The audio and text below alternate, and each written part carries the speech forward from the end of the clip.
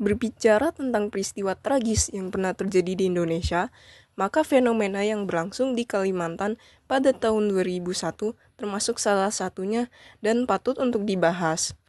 Halo semuanya, perkenalkan kami dari kelompok 2 kelas 10 Madrid akan membawakan salah satu peristiwa tragis di Indonesia, yaitu peristiwa Perang Sampit di Kalimantan. Peristiwa Perang Sampit ini akan kami analisakan menggunakan konsep interaksi sosial.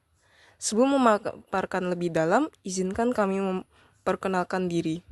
Saya Jingga, terus anggota lain kami ada Lota, Ajeng, Aina, dan Tiara. Jika dijelaskan secara umum, Perang Sampit merupakan perang di mana pecahnya kekerasan antar etnis di Indonesia, yaitu antara penduduk asli Dayak dan pendatang dari Pulau Madura. Bukan hanya perseteruan biasa antar etnis, perang ini banyak menimbulkan korban tewas. Dari penjelasan umum, perang Sampit ini saja sudah terasa betapa mengerikannya. Namun, agar tidak terjadinya kesalahpahaman, kami akan menjelaskan lebih dalam bagaimana peristiwa ini bisa terjadi, sekaligus menganalisis dengan konsep interaksi sosial di akhirnya. Dalam Jurnal Sosiologi Volume 4, edisi 1 Maret 2021, Kumpiadi Widen dari Universitas Palangkaraya memaparkan ada sedikitnya 20 kasus kecil antara warga Dayak dan Madura sejak kepindahan Madura ke Kalimantan Tengah pada 1960-an. Perang Sampit adalah salah satunya puncak konflik. Hal ini bermula ketika warga Madura banyak bermigrasi ke Kalimantan Tengah. Saat itu, suku Madura berhasil menguasai berbagai bidang perekonomian. Namun, di sisi lain, suku Madura dianggap tidak menghormati masyarakat lokal, sehingga terciptanya bibit konflik. Saat itu, terdapat 3 orang Madura dan 1 orang Dayak bermain judi bersama di sebuah penambangan emas tradisional di Kerengpangi. Tak lama, terjadilah perkelahian yang berakhir dengan kematian orang Dayak. Selama sekitar 1 bulan, isu yang berhembus terus mengarah pada konflik etnis. Kerusuhan pun pecah di Jalan Padat Karya Sampit pada 18 Februari 2001. Selama 3 hari semenjak kejadian, orang Madura dapat menguasai Sampit dan berpesta atas kemenangan mereka. Pada 20 Februari 2001, masyarakat Dayak dari berbagai daerah datang ke Sampit untuk membalas kekalahan mereka.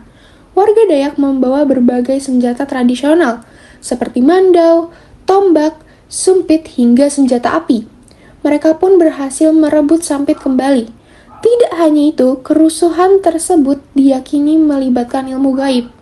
Disebutkan suku Dayak mempraktikkan ritual berburu kepala yang bernama ngayau atau kayau. Makanya saat itu ditemukan banyak mayat tanpa kepala. Perang ini mengakibatkan banyak kerugian bagi masyarakat.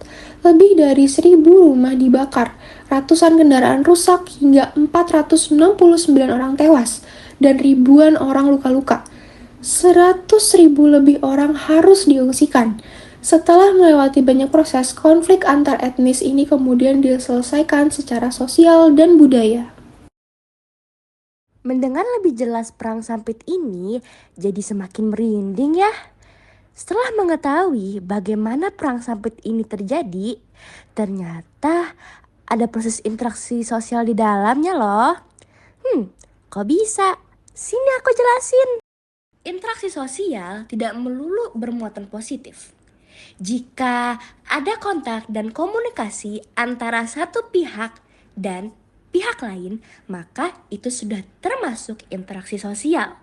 Dalam kasus Perang Sampit, interaksi sosial ini berfokuskan antara suku Dayak dan orang Madura, di mana terjadinya hubungan timbal balik antar etnis tersebut. Sebelum terjadinya puncak Perang Sampit, adanya kekerasan yang dilakukan oleh orang Madura hingga membuat tewas seorang suku Dayak. Menjadikan hal ini merupakan faktor imitasi. Perilaku yang dilakukan orang Madura tersebut merupakan kekerasan yang ditiru dari orang Madura lainnya yang pernah bahkan sering melakukannya.